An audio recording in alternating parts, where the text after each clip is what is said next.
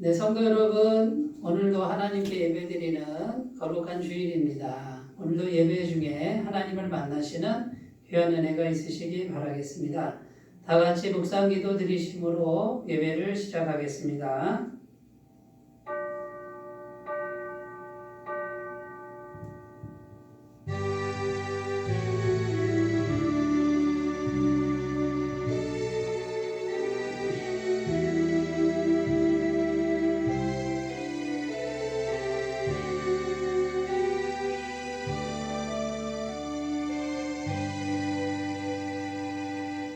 엿새 후에 예수께서 베드로와 야고보와 그 형제 요한을 데리시고 따로 높은 산에 올라가셨더니 그들 앞에서 변형되사 그 얼굴이 해같이 빛나며 옷이 빛과 같이 휘어졌더라. 말할 때 호련히 빛난 구름이 그들을 덮으며 구름 속에서 소리가 나서 이르시되 이는 내 사랑하는 아들이요 내 기뻐하는 자니 너희는 그의 말을 들으라 하시는지라. 아멘. 은혜로우신 하나님, 찬송을 받아 주시옵소서. 거룩한 주일을 맞이하여 우리 구주 예수님의 광채가 빛나고 있는 성전으로 나왔습니다. 예배하는 저희의 영안을 열어주셔서 영광 중에 계신 예수님을 보게 하여 주옵소서. 예수님의 밝은 얼굴을 배울 때 우리 마음에 도사리고 있던 죄와 두려움과 불신이 사라지게 하시고 우리도 그 옛날 제자들처럼 예수님을 하나님의 아들이요 나의 구주 그리스도라 고백하는 새로운 결단이 있게 하여 주옵소서. 홀로 영광을 받으시기에 합당하신 우리 주 예수님의 이름으로 기원하옵나이다. 아멘. 다같이 찬송가 44장 함께 부르겠습니다.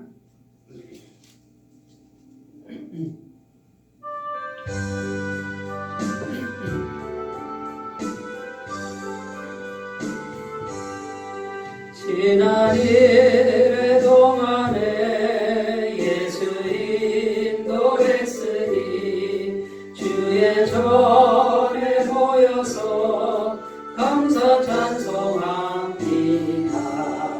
가장 복된 이날은 하늘 안식표로다. 가장 복된 이날은 하늘 안식표로다. 주의 공로 힘입어 은혜 주심길 때에 화목하게 하시고 죄를 벗겨주소서.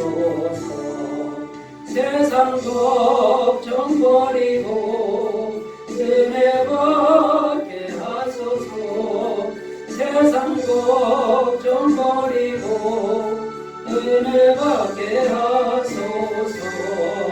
하나님의 이름을 찬송하러 왔으니 모임 중에 계시고 영광 나타내소서. 기쁜 하늘 잔치에 참여하게 하소서. 기쁜 하늘 잔치에 참여하게 하소서. 주의 기쁜 복음을 모두 듣게 하시고 주의 은혜 베풀어 위로하여 주소서. 주님 오실 때까지 이 날 지키리로다. 주님 오실 때까지 이 날 지키리로다.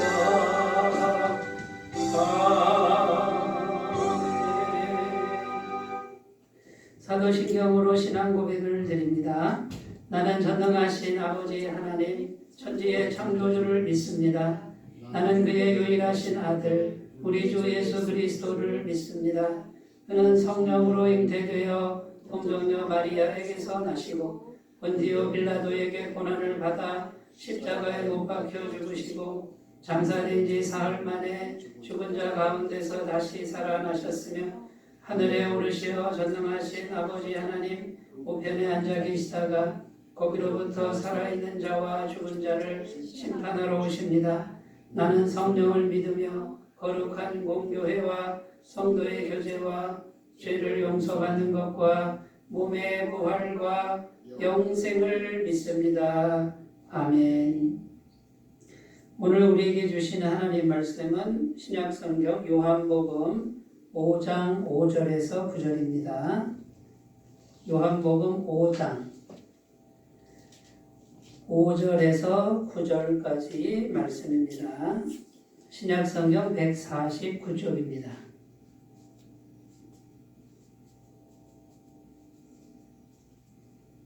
하나님 말씀을 제가 봉독해 드리겠습니다.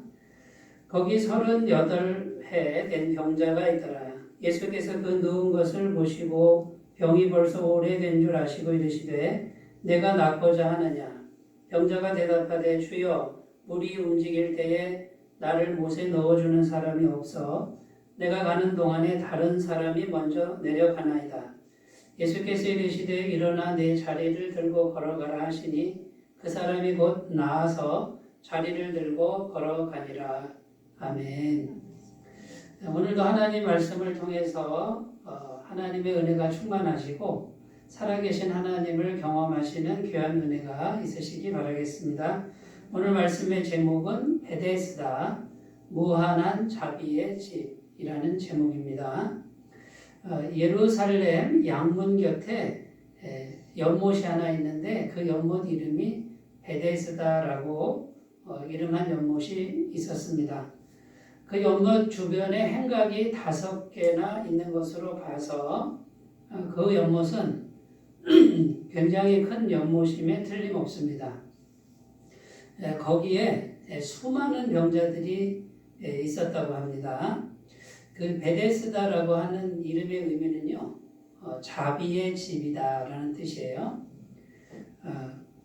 그 자비의 집 주변에 병자들이 많이 있었는데 가끔씩 언제인지는 모르지만 천사가 하늘에서 내려올 때가 있답니다. 천사가 내려와서 연못의 물을 이렇게 움직이고 살짝 닫고 올라가는 거예요. 그러면 연못이 물이 동하겠죠? 그때에 그 수많은 병자 중에 1등으로 들어가는 한 사람만 병이 낫는다는 거예요. 그래서 사람들은 그 연못 주변에 많이 모여 있었습니다. 여러분, 만약에 천사가 내려와서 그 연못물이 동했다고 한번 생각해 보세요. 어떤 일이 벌어질 것 같습니까? 아마도 그 연못 주변은 아수라장이 될 것입니다. 왜 그렇겠습니까? 1등으로 들어가야 병이 낫지 않겠습니까? 그러니까 뭐 이건 인정사정 볼 것도 없고 뭐 다른 사람 돌아볼 것도 없고 무조건 최선을 다해서 악착같이 1등으로 들어가서 내 병이 나으리라. 아마 다 그렇게 행동을 했을 것입니다. 여러분, 그러니까 그 베데스다라고 하는 자비의 집은요, 1등에게만 주는 자비의 집이라는 것이죠. 자, 그러면 연못이 동하지 않을 때 옆에 누워있는 이제 다른 병자들을 보면 어떤 생각이 들까요? 왜 저 사람은 내 옆에 와 있을까? 저 사람이 없으면 내가 그냥 편안히 들어가면 내가 병이 날 텐데, 이런 생각을 하게 됩니다. 그러니까 내 옆에 있는 사람이 결코 이웃이 될 수 없고 경쟁자가 되고 나의 적수가 되는 것이죠. 그런데 여러분, 또 하나의 문제점이 있습니다. 과연 천사가 언제 내려오는 겁니까? 이건 예고도 없이 온다는 것이죠. 아무도 모르는 거예요. 그래서 사람들은요, 천사가 이제는 올까 저제는 올까 기다리는데 하염없이 기다립니다. 거기에 38년 된 병자가 있었다고 오늘 말씀 기록합니다. 여러분, 천사가 내려오기를 기다리면서 38년 동안 그 자리를 떠나지 않은 참 불쌍한 환자가 하나 있었다는 것이죠. 여러분 한번 생각해 보세요. 20대에 그 자리에 갔다 그러면 38년 되면은 거의 60살이고요. 60대에 병이 생겨서 거기 갔으면 70대가 된 겁니다. 한평생을 거기서 다 보낸 것과 같습니다. 38년 됐는데 아직도 그 자리를 못 떠납니다. 왜 못 떠납니까? 천사가 올 거라는 것을 굳게 믿고 있고 어떻게 해서든지 내가 1등으로 들어가야 된다라고 하는 그 생각에 매여가지고 그 생각에 매여서 영적 결박이라고 그럽니다. 생각에 매인 거예요. 결박에 매여서 그 자리를 못 떠나고 있는 참으로 불쌍한 한 환자 38년 된 병자가 있었습니다. 여러분 지금 베데스다 연못가에 있는 그 자비의 집이라고 일컬어지는 그 베데스다는 어떤 모습입니까? 아주 인색한 베데스다. 아주 인색한 자비의 집이에요. 왜 그렇습니까? 1등만 고침받는 자비의 집이에요. 2등부터 그 다음 등수에 든 사람은 고침받지 못하는 아주 인색한 자비의 집이고 또 어떤 자비의 집이에요? 치열한 자비의 집이에요. 남들보다 앞서가야만 내가 살 수 있는 아주 치열한 자비의 집이죠. 여러분 오늘 성경 말씀은 우리에게 이렇게 질문합니다. 우리가 믿는 하나님의 자비는 그 하나님께서 우리에게 자비를 베푸실 때 그 하나님은 이런 식으로 자비를 베푸시는가라고 묻습니다. 여러분 어떻게 생각하세요? 하나님은 1등에게만 자비를 베푸시는 분입니까? 결코 아닙니다. 하나님은 치열하게 생존 경쟁에서 살아남은 사람만 자비를 베푸십니까? 결코 그렇지 않습니다. 우리가 믿는 하나님하고는 전혀 상관도 없고 전혀 다른 자비의 집의 모습을 보여주고 있습니다. 여러분 오늘 이 예루살렘 양문 곁에 있는 이 베데스다의 자비의 집은 세상을 말하는 겁니다. 율법에 매여 있고 죄에 매여 있는 세상의 모습을 보여주고 있는 것입니다. 세상은 1등을 하라고 합니다. 1등 아니면 의미가 없다라고 말합니다. 1등을 해야 살아남는다고 말합니다. 옆에 있는 사람을 경쟁자로 여기고 어떤 수단과 방법을 쓰더라도 그 사람을 제치고 내가 앞서 나가야 된다라고 말하는 곳, 거기에 자비가 있기는 한데 1등에게만 주어지는 자비, 이것은 세상이요 율법의 세상입니다. 그런데 복음이신 예수님이 그곳에 오셨습니다. 그냥 오셨습니다. 그리고 38년 된 명자를 찾아갑니다. 친히 오셔서 묻습니다. 내가 낫고자 하느냐. 그런데 이 38년 동안 이 율법에 매여 있는, 율법의 사고에 매여 있는 거죠. 영적 결박에 매여 있는 이 38년 된 명자가 얘 낫고자 합니다. 그러면 될 것을 그렇게 대답 못하고 내가 먼저 가야 되는데요. 나를 도와줄 사람이 없어서 내가 먼저 못 가서 내가 못 낫고 있습니다. 율법적 대답이죠. 그런데 예수님이 말씀으로만 하십니다. 일어나 내 자리를 들고 걸어가라 하시니 그 사람이 곧 나와서 자리를 들고 걸어가니라. 여러분 우리 주님이 오셔서요 1등을 하지 않았는데도 고쳐주십니다. 잘한 것이 없는데 고쳐주십니다. 여러분 치열하게 경쟁하고 이기지 않았는데도 고침을 받습니다. 그 38년 된 병자가 의로운 행위를 한 것이 아무것도 없는데 하나님의 자비가 임합니다. 영원한 생명이 그 육체를 덮고 자리에서 일어나게 하십니다. 여러분 치열한 율법의 세계에 복음이신 예수님이 오셔서 그곳을 복음의 세계로 만들어 버리십니다. 여러분 오늘 하나님은 말씀을 통해서 우리에게 이렇게 말씀하십니다. 율법의 세계에 머물러 살지 말고 복음의 세계로 나아오라고 말씀하십니다. 복음의 세계에서는 경쟁하지 않아도 됩니다. 복음의 세계에서는 1등 하지 않아도 됩니다. 복음의 세계에 들어오면 예수님이 항상 계십니다. 복음의 세계에서는 예수님이 친히 찾아오십니다. 복음의 세계에서는요, 38년 되었어도 주님께서 자비를 베푸시고 인생 낙오자라고 하지 않고 치유해 주시고 위로해 주시고 생명을 주십니다. 이 복음의 세계는 이미 우리 현실 속에 들어와 있습니다. 율법의 세계인 치열한 이 세상 속에 이미 들어와 있습니다. 그리고 우리 믿는 사람들은 어떻게 하라고요? 율법에 매여 살지 말고 율법의 세계 속에서 율법에 매인 사람처럼 살지 말고 복음의 세계로 와서 주님의 능력을 받아서 주님의 자비를 받아서 살아가라. 이것이 우리 주님의 음성인 줄로 믿습니다. 여러분, 그러면 이제 구체적으로 우리가 뭘 믿어야 됩니까? 첫 번째는 무한한 자비의 하나님을 믿어야 합니다. 무한한 자비라는 건요, 처음에도 자비, 중간도 자비, 마지막도 자비. 온통 하나님의 자비로만 되는 이제 그런 세상을 말하는 거죠. 우리가 믿는 하나님은 처음부터 끝까지 자비가 충만하신 분인 것을 꼭 믿으셨으면 좋겠습니다. 이 38년 된 병자는 아무것도 한 것이 없습니다. 잘한 것이 없습니다. 그냥 그 자리에서 자기 인생을 다 허비했습니다. 아마 옆에 있던 가족들도 견디다 못해 다 떠난 것 같습니다. 이 사람은 인생 패배자여 낙오자였습니다. 그런데 무한한 자비에 예수님께서 찾아오셔서 여전히 자비를 베푸십니다. 그러면 뭐만 하면 돼요?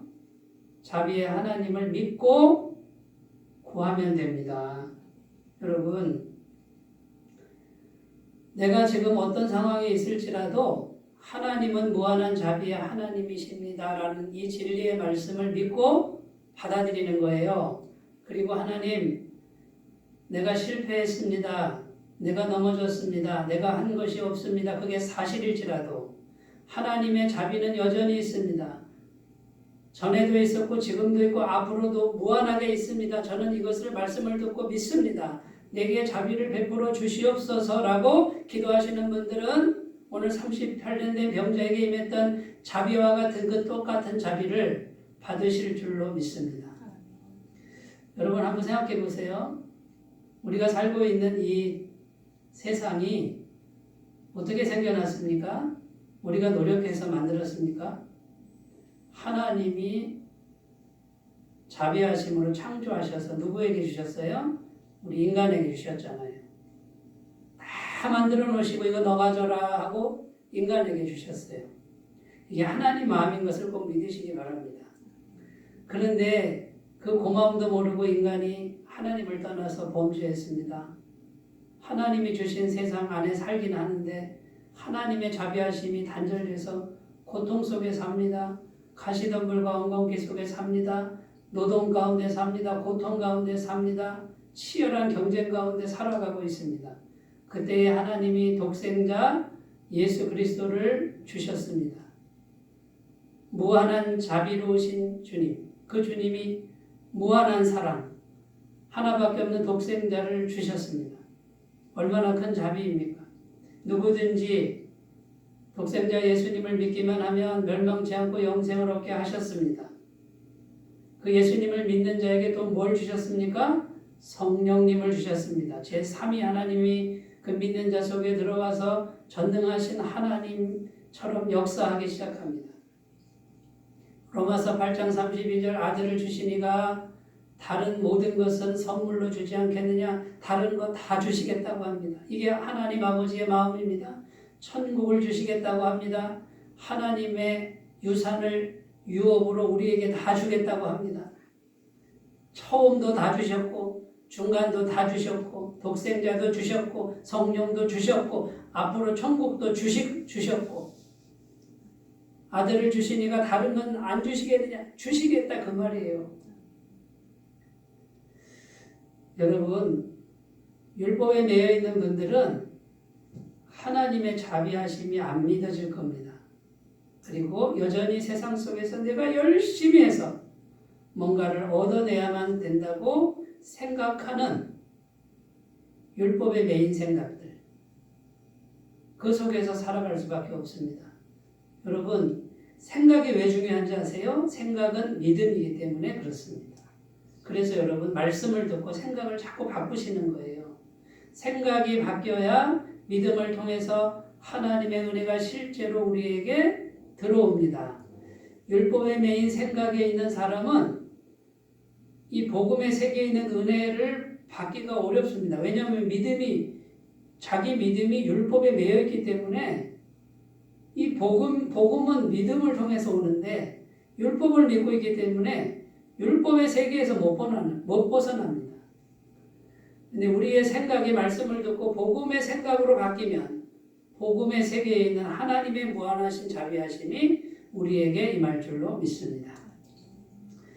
자, 두 번째, 우리가 어떻게 해야 됩니까? 영원한 임마누엘 하나님을 믿고 기도하는 겁니다. 임마누엘이라는 뜻은 하나님이 우리와 함께 하신다는 거죠. 여러분, 38년 된 병자가 몸을 움직일 수가 없었습니다. 주님을 만나려고 어디로 간 게 아니고요. 그냥 그 자리에 있었습니다. 그런데 주님이 오셨습니다. 하나님이 함께 하셨다라는 거죠. 그게 임마누엘이죠. 여러분, 지금 우리는 예수님의 십자가 보혈로 완벽한 죄사함을 믿고 우리 안에 성령님을 선물로 받아서 모시고 살고 있습니다. 그런데 그분은 영원토록 우리를 떠나지 않으신답니다. 영원한 임마누엘. 우리가 주님을 찾으러 어디로 갈 필요가 없습니다. 이미 우리와 영원히 함께 하시는 임마누엘 하나님이십니다. 그러면 그 하나님이 오셔서 어떻게 됩니까? 하나님이 오시니까, 임마누엘 하나님이 오시니까 하나님의 임재가 오고 하나님의 임재 안에 있는 질병이 떠나가고 묶여있는 끈이 풀어지고 우리 인생의 38년 한평생 동안 풀리지 않던 인생의 문제가 단번에 해결되는 역사가 일어난 줄로 믿습니다. 여러분, 지금 전능하신 하나님이 우리와 함께 계신다라고 하는 이 믿음이 열려야 됩니다. 이게 믿어져야 됩니다. 한번 질문을 드려보겠습니다. 하나님이 전능하신 걸 믿습니까? 네. 그러면 하나님이 나보다 더 잘하시는 거 믿습니까? 네. 그런데 하나님을 내가 그래도 조금 도와드려야 될 것 같은 생각이 들지 않습니까? 저도 가끔 그 생각을 하거든요. 그런데 그때마다 생각을 바꿉니다. 나 없어도 하나님은 하신다.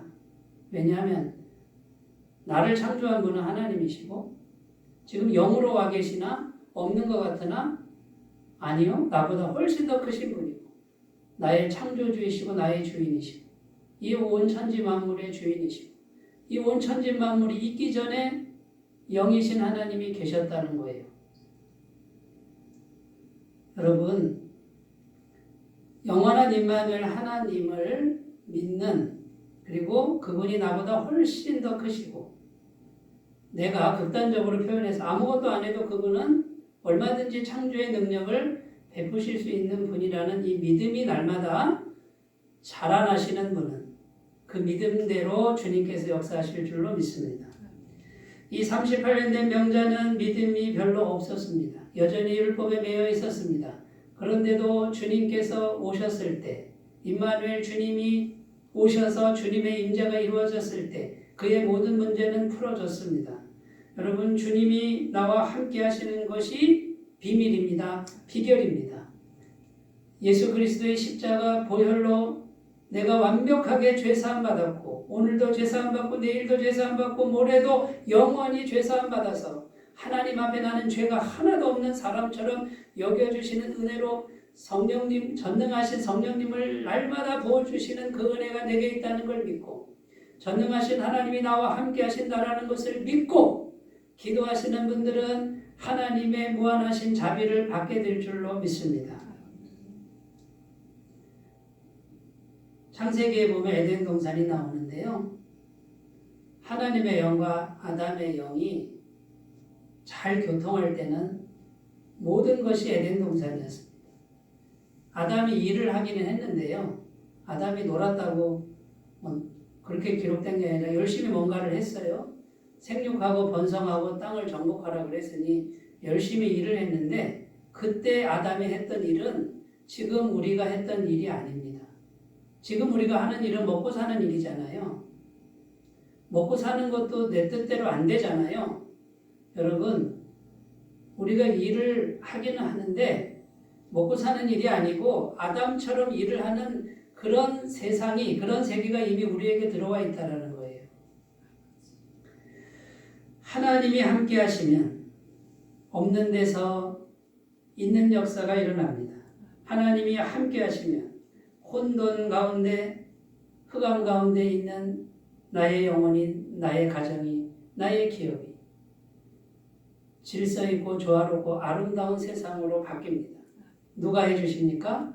하나님이 해주시는 일로 믿습니다. 여러분, 내 힘으로 열심히 하려는 거 무엇을 위해 열심히 하고 계십니까?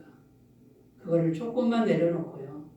그 열심을 어떻게 해서든지 임마누엘 하나님과 함께하는 그 하나님의 임재가 내 안에 충만해지는 이 소원을 가지고 여러분 여기에 에너지를 쏟고 하루하루를 살아가시면 주님의 임재가 우리에게 오셔서 나보다 더 큰 역사, 나보다 더 큰 능력을 베풀어 주시는 그 귀한 은혜를 다 경험하시기 바라겠습니다. 세 번째입니다. 여러분 오직 말씀의 능력을 구하고 경쟁을 벌여야 합니다. 주님께서 오셔서 그냥 말씀하십니다. 내가 낫고자 하느냐? 그리고 또 말씀하십니다.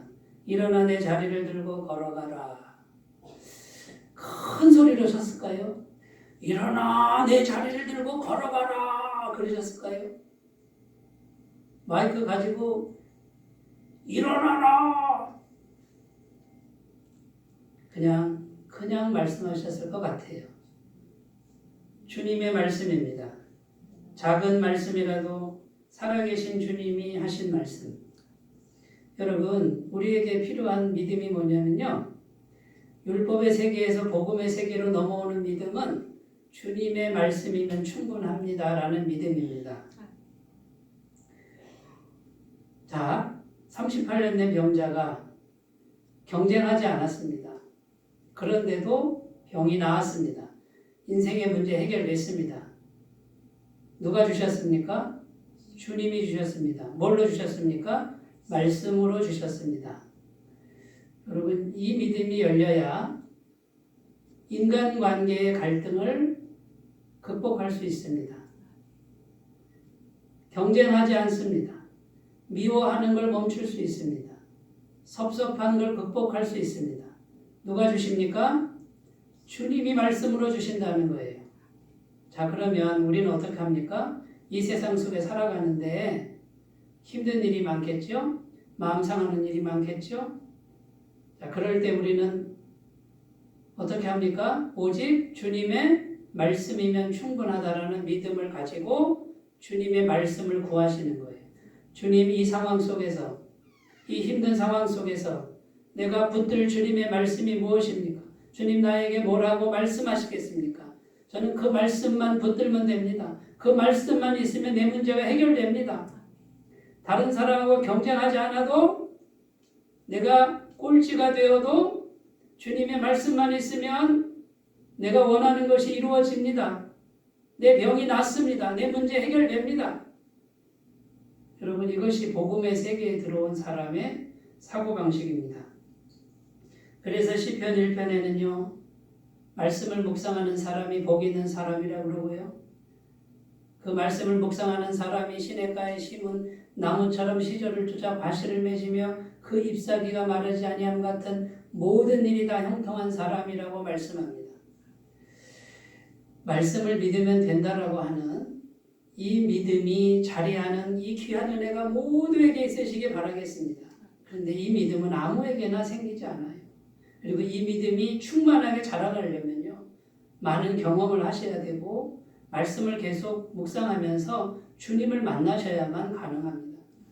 여러분 복음의 세계로 넘어오시려면 생각이 바뀌고 사고방식이 바뀌어야 됩니다. 율법의 세계에서 이 세상이 살아가는 이 세상은 율법의 세계예요. 내가 뭔가를 해야만 되고 내가 뭔가를 해야 살아남고 내가 다른 사람과 경쟁해야 내가 생존할 수 있다라고 하는 이것은 전부 율법에 매여 있는 죄에 빠진 인생의 모습이에요. 그런데 거기서 벗어난다는 건 결코 쉬운 일은 아닙니다만 여러분 오늘도 말씀을 듣고 생각을 바꾸는 훈련을 오늘도 해가셨으면 좋겠고요.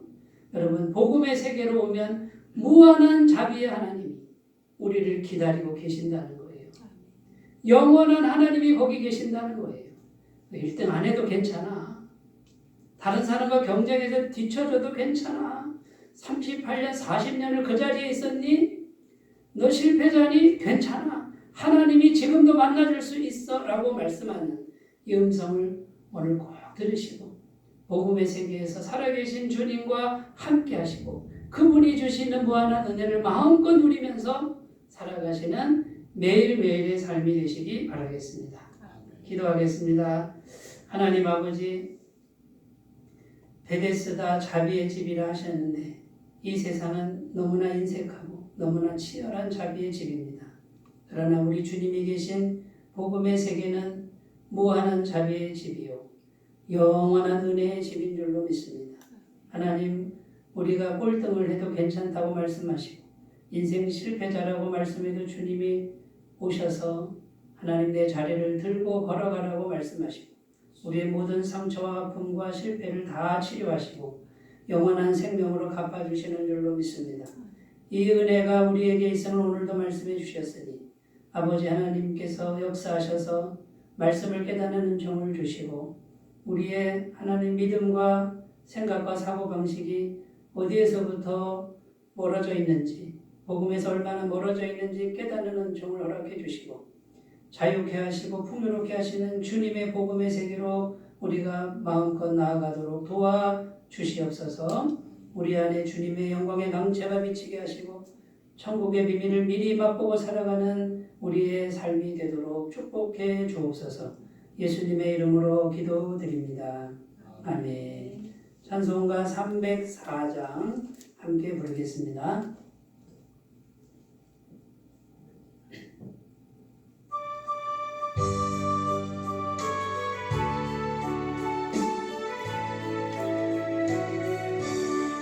그 크신 하나님의 사랑을 너다 영영보다네 저 높고 높은 별을 넘어 이 낮고 낮은 땅 위에 저 멍한 영혼 구하려 그 아들 보내사 화목제물 삼으시고 죄 용서하셨네. 하나님 크신 사랑을 증량다 못하네. 영원히 변치 않는 사랑 성도여 찬양하세. 괴로운 시절 지나가고 땅 위에 화세할 때 제하던 영혼들 큰 소리 외쳐 울었고 주내는 성도들에게 큰 사랑 베푸사 우리의 죄 사했으니 그 은혜 잊을까. 하나님 크신 사랑은 증량다 못하네. 영원히 변치 않는 사랑 성도여 찬양하세. 하늘을 두로 많이 삼고 바다를 물 삼아도 한없는 하나님의 사랑 다 이루갈 수 없겠네. 하나님의 크신 사랑 그 어찌다 쓸 전을 높이 쌓아도 채우지 못하리. 하나님 크신 사랑은 증량하고 다네. 영원히 변치 않는 사랑 성도여 찬양하세.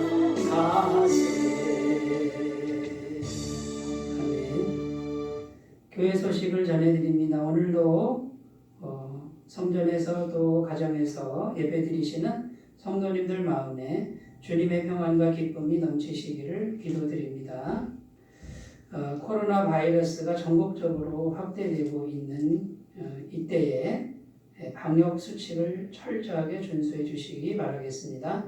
마스크 착용, 손 씻기, 체온 측정, 단체 식사 금지, 출석 명단 작성, 거리두기 등 철저하게 준수해 주시기 바라겠습니다. 헌금은 본당 뒤편에 있는 헌금함이나 대전 한수만교회 계좌로 헌금해 주시기 바라겠고요. 교회를 위해서 계속해서 기도해 주시고 서로서로 건강하기를 위해서 기도해 주시기를 부탁을 드립니다.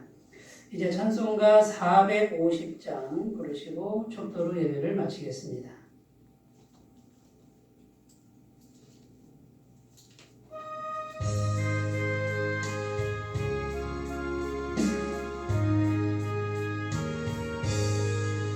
내 평생 소원이 높은 주의 하다가 내 세상이 멸하는 날 주 앞에 가리라.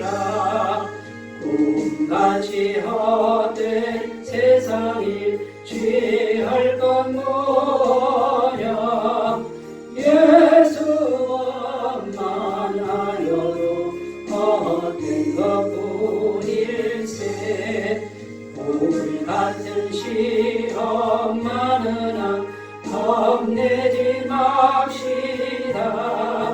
거저의 본능 그 신이 이기고 남겠네. 금보다 귀한 믿음은 참 고백되도다.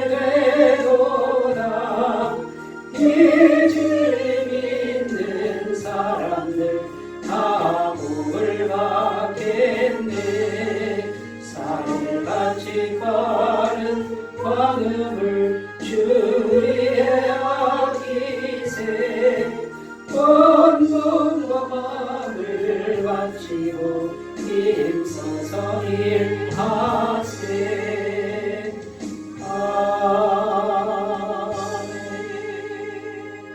이제는 우리 주 예수 그리스도의 은혜와 하나님 아버지의 사랑하심과 성령님의 교통하심이 지금부터 영원토록 함께 하시기를 간절히 축원하옵나이다. 아멘.